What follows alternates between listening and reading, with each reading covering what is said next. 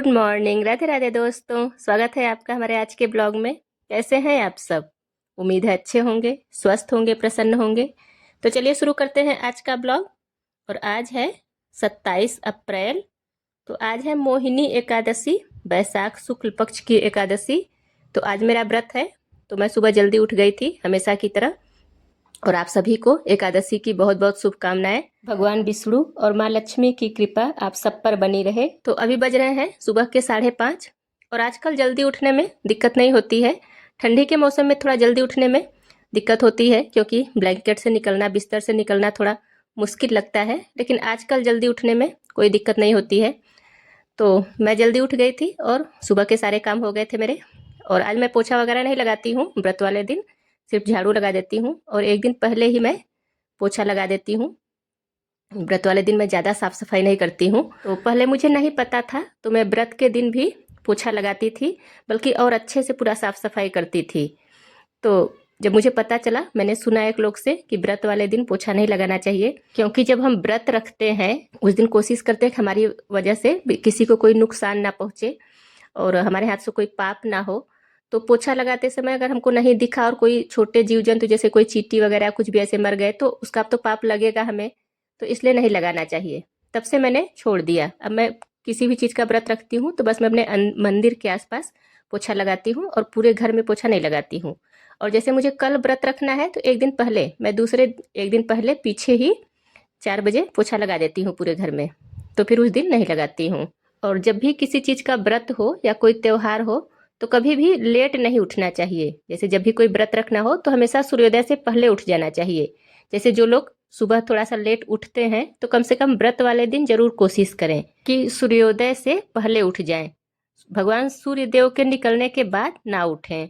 तो अभी मेरे लड्डू गोपाल भी उठ गए हैं और इनका स्नान भी हो गया है। और पौराणिक कथाओं के अनुसार आज के दिन ही भगवान विष्णु ने मोहिनी रूप धारण किया था। समुद्र मंथन के समय असुरों से अमृत कलश लेने के लिए और देवताओं को अमर बनाने के लिए भगवान ने मोहिनी रूप धारण किया था। मोहिनी एकादशी का व्रत बहुत ही फलदायी होता है। तो जो लोग एकादशी का व्रत रखते हैं उन्हें अपने पापों से मुक्ति मिलती है। और व्रत पूजा पाठ के साथ साथ बहुत जरूरी होता है कि अपने मन को भी शांत रखा जाए। जैसे हम व्रत हैं, पूजा पाठ कर रहे हैं, लेकिन अगर मन ही अशांत है, मन में गुस्सा है, चिड़चिड़ापन है, मन में शांति नहीं है, तो पूजा का फल भी पूरी तरह से नहीं मिल पाता है। तो इसलिए सबसे ज़रूरी होता है कि अपने मन को शांत रखें। तो अभी मौसम भी बहुत बिगड़ गया है, गर्मी बहुत ज़्यादा लगती है। तो आज मैंने सोचा कि आज मैं बाहर बैठकर तुलसी मैया के पास बैठकर ही नाम जप करूँगी। और आज एकादशी है तो आज मैं तुलसी मैया को जल नहीं चढ़ाती हूँ और उनका स्पर्श भी नहीं करती हूँ। दूर से दीप जला लेती हूँ, पूजा कर लेती हूँ बस। और माता तुलसी के पास बैठकर नाम जप करना या मंत्र जाप करना बहुत फलदायी होता है। तो अगर जब मन अशांत हो, दुखी हो, तो पूजा पाठ का भी आनंद नहीं मिलता है। जैसे पूजा पाठ करिए, नाम जप करिए, व्रत रखिए, तो वो एक अलग तरह की खुशी मिलती है, सुकून मिलता है। लेकिन अगर कोई मानसिक रूप से अशांत है, परेशान है, तो उसको ये अनुभव नहीं होते हैं और ना ही तो पूजा पाठ का पूरा पुण्य भी प्राप्त होता है। तो सबसे पहले अपने मन को शांत करिए, अपने मन पर कंट्रोल करिए। तो जो गृहिणी घर का काम करते करते परेशान हो जाती हैं, खुश नहीं रहती हैं, तो आज हम बात करते हैं, अपनी बहनों को बताते हैं कि ऐसा क्या करें कि अपना घर के काम करते करते भी खुश रहें, प्रसन्न रहें। और सबसे ज़रूरी होता है कि जो घर की गृहिणी है, जो घर संभालने वाली है, अगर वो खुश है तो पूरा परिवार खुशहाल रहेगा। क्योंकि एक तरह से कहा जाता है ना कि वो घर की लक्ष्मी है, घर की नींव है। तो घर की नींव ही कमजोर रहेगी तो फिर घर कहाँ से मजबूत होगा। तो घर की लक्ष्मी ही प्रसन्न नहीं रहेगी तो घर में बरकत कहाँ से रहेगा, सुख शांति कहाँ से रहेगी। तो सबसे ज़्यादा जरूरी है कि पहले जो घर की औरत है, गृहिणी है, वो खुश रहे, प्रसन्न रहे। और उसके लिए कुछ छोटी छोटी आदतें हैं जो आप अपना बदल लेंगी, सुधार लेंगी, तो आपको खुश रहने से कोई रोक नहीं सकता। तो देखिए, सबसे पहले खुश रहने के लिए सबसे ज़रूरी है कि दिन की शुरुआत अच्छी हो। कहते हैं ना कि अगर शुरुआत अच्छी है तो सब अच्छा होगा। तो ऐसे ही अगर दिन की शुरुआत अच्छे से होगी तो पूरा दिन अच्छा होगा। और उसके लिए सबसे ज़रूरी है कि सुबह जल्दी उठिए, ब्रह्म मुहूर्त में उठिए। तो ब्रह्म मुहूर्त का समय ऐसा होता है कि जो लोग नहीं उठते हैं तो आप लोग कुछ दिन ऐसा करके देखिए, 1 महीने 2 महीने उठ कर देखिए, फिर आपको खुद ही अनुभव होगा। आपको किसी को बताने की ज़रूरत नहीं पड़ेगी। आप खुद ही महसूस करेंगे कि सुबह जल्दी उठने से कितना फ़ायदा होता है, कैसा लगता है। सबसे पहले तो आपको 2 घंटे दिन में एक्स्ट्रा मिल जाएगा, क्योंकि आपके सारे काम 2 घंटे पहले ही हो जाएंगे, जल्दी हो जाएंगे। और दूसरी बात कि सुबह उठकर कभी भी अपने मन पे बोझ मत डालिए।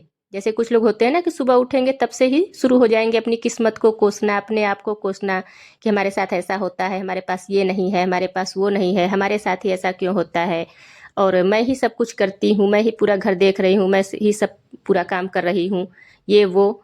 तो ऐसा नहीं करना चाहिए। तो अभी मैं सुबह सुबह बना रही थी अपने लिए चाय पूजा पाठ के बाद, तब तक आ गई थी मेरी देवरानी की बिटिया। वो प्रसाद लेकर आई थी, उसके घर पूजा हुआ था। तो मैंने 1 कप चाय बनाया, तो मैंने पूछा तुम भी पियोगी? तो मैंने कहा चलो थोड़ा थोड़ा ही पी लेते हैं।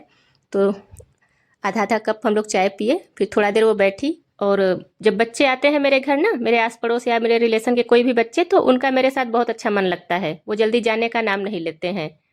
तो वो आ गई थी, वो काफ़ी देर बैठी रही, इधर उधर मेरे पीछे पीछे घूमती रही जो भी मैं काम कर रही थी। फिर उसकी मम्मी बुलाने आई, तब जाके वो गई। हाँ, तो हम लोग बात कर रहे थे कि दिन की शुरुआत अच्छे से कीजिए।